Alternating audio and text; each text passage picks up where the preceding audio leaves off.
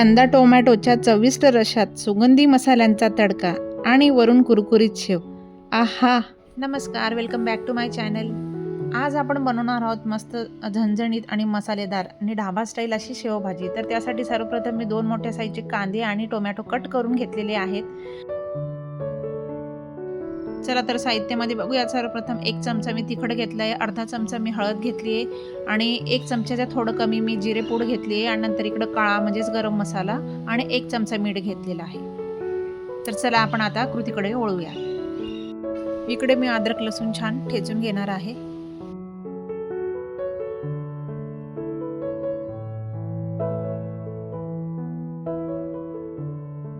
तेल तापलेलं आहे. मोहरी घालूयात.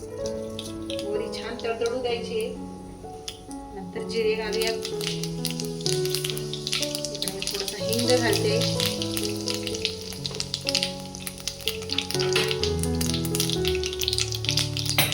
आणि आता अद्रक लसूणची पेस्ट घालणार.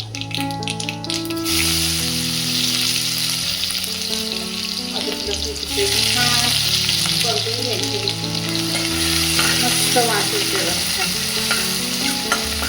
ते चांगलं लालसर झालं की आपण आता कांदे घालणार.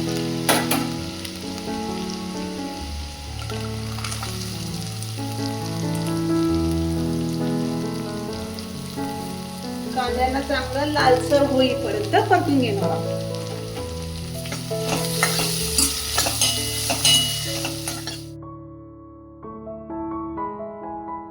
कांदे छान लालसर परतून झाले. आता मी टोमॅटो घालते.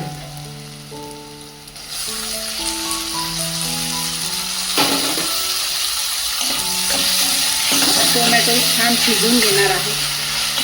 कांदे टोमॅटो छान शिजले की आपण नंतर मसाले घालणार आहोत.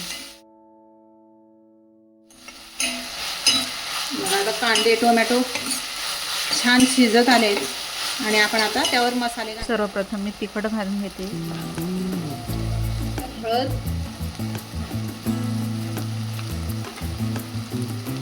नंतर जिरे पूड,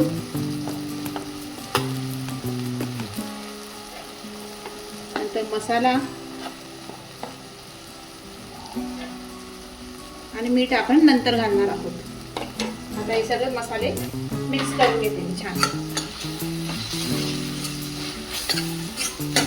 हा मस्त वास सुटलाय मसाल्याचा. आता हे मसाले छान भाजल्यानंतर मी त्याला थोडंसं 2 मिनिटं शिजू देणार आहे. त्यासाठी मी झाकण ठेवते. चला, आपले 2 मिनिटं झाले. आपले मसाले छान असे भाजून झाले. त्यांनी असं तेल सोडलंय, तुम्ही बघू शकता. आणि त्यामध्ये मी आता 1 चमचा मी दही घालणार आहे. कारण मी मगाशीच तुम्हाला सांगायचं विसरले.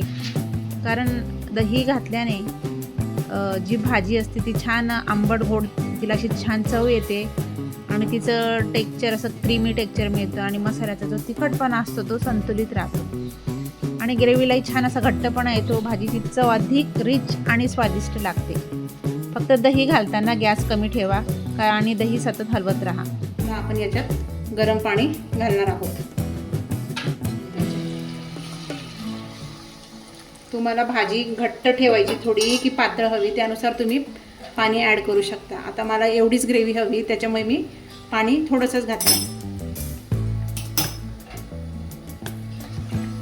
भाजीला किती छान कलर आला बघा. अगदी साध्या आणि सोप्या पद्धतीने.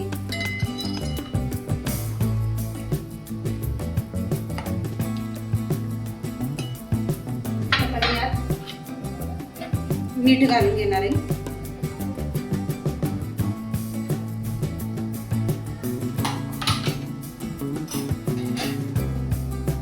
आणि कोथिंबीर घालणार.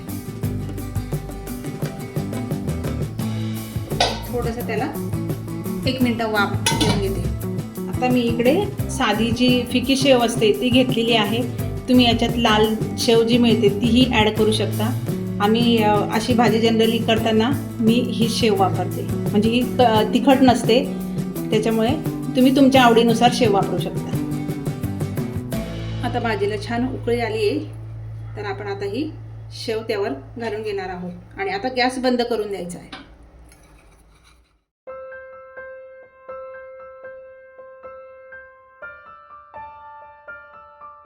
तयार आहे आपली शेवभाजी आणि तिला मी आता सर्विंग बाउलमध्ये काढून घेते.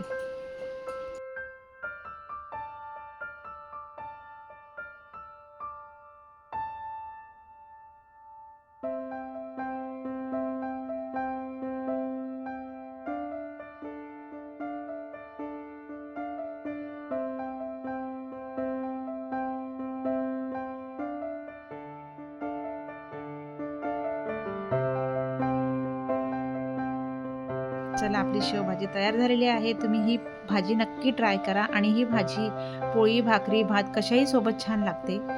तर आता रेसिपी आवडली असेल तर कमेंटमध्ये नक्की सांगा आणि लाईक, शेअर आणि सबस्क्राईब करा.